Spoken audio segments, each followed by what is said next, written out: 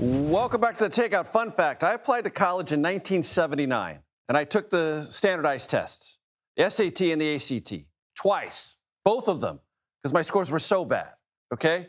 That trend of standardized tests and application went on for decades, but it started to ebb a little bit before the pandemic, and it really expanded during the pandemic when, for lots of different reasons, college administrators and those reviewing applications decided there was something unequal about using standardized tests or giving them a certain weight. More than 1,300 professors at the University of California, however, recently signed a letter calling on the school, and you might say possibly begging the school, to reinstate requirements for these tests for STEM applicants, writing, quote, "We now observe preparation gaps so severe that instructors must reteach middle school mathematics." Doug Belkin covers higher education for the Wall Street Journal and has written several articles about this. Doug, this caught our eye. Talk to us about this reassessment of this trend that really accelerated during the pandemic. Yeah, this was predicted when they dropped the SAT by a lot of faculty who said that it was going to be a problem. What's happened is that grade inflation has become so problematic that it's hard to discern how prepared students are for university just by the grades. There's so many kids who have straight A averages now. The SAT and the ACT offers a benchmarked objective exam that gives students a way to show, how prepared they will be, and it's a pretty good predictor for college performance. And without it, a lot of kids are struggling. And Doug, remind my audience the good intentions of those who said, wait a minute, we should devalue or possibly take out of the application process these standardized test scores in the first place. What were they driving at? What were they trying to solve?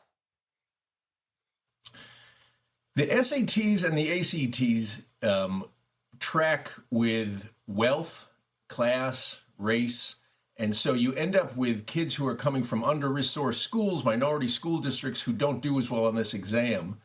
So they're competing against kids who are coming from wealthier districts and have access to better test preparation. And so the argument was that there are some kids who just weren't getting a fair shake because they didn't have, and they were bombing the test en masse. And so to get rid of it would get rid of a hurdle to get into college and get into good colleges. You cover higher education, so you know that just because professors write a letter doesn't mean anything's going to change. Do you think this is part of a reassessment that's going to stick, meaning we will likely in a few years see standardized tests have a bounce back moment? I do think that's likely. It's happening now. The Ivy Leagues, all except for Columbia, I think, have reintroduced the exam. Most of the folks who take a close look at this say that it is a good predictor that students who take the exam and do well on it are more likely to succeed in college. And if they don't, then they're just more likely to drop out. So giving access to kids is helpful, but if they're not finishing their education, then it doesn't really help anybody.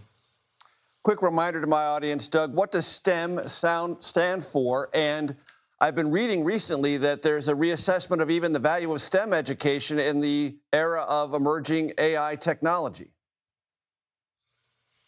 STEM is science, technology, engineering, and math. And there's a reassessment with soup to nuts on education right now because AI can do so much.